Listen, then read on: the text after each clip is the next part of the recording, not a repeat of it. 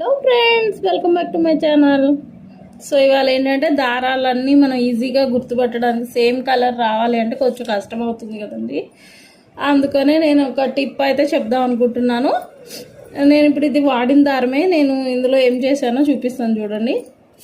So ఇలా పెట్టేసుకున్నాం అనుకోండి, దానికి వచ్చి కవర్ ఉంటుంది కదా, ర్యాపర్ చూసారు కదా. ఈజీగా ఈ నెంబర్ చెప్పారంటే ఎగ్జాక్ట్గా గుర్తుపట్టి సేమ్ కలర్ అయితే ఇవ్వడానికి కుదురుతుందన్నమాట. మాకు ప్రతి థ్రెడ్కి ఒక నెంబర్ అయితే ఉంటుందండి. ఎక్కడైనా ఉండొచ్చు, ఇట్లా అడ్డంగా ఉండొచ్చు, లేదా ఇలా సైడ్ అయినా ఇవ్వచ్చు.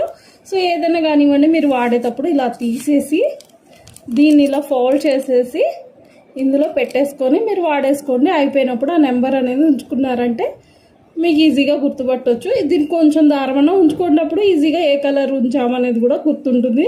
వీడియో నచ్చితే లైక్ చేయండి, షేర్ చేయండి, ఛానల్ అయితే సబ్స్క్రైబ్ చేసుకోండి.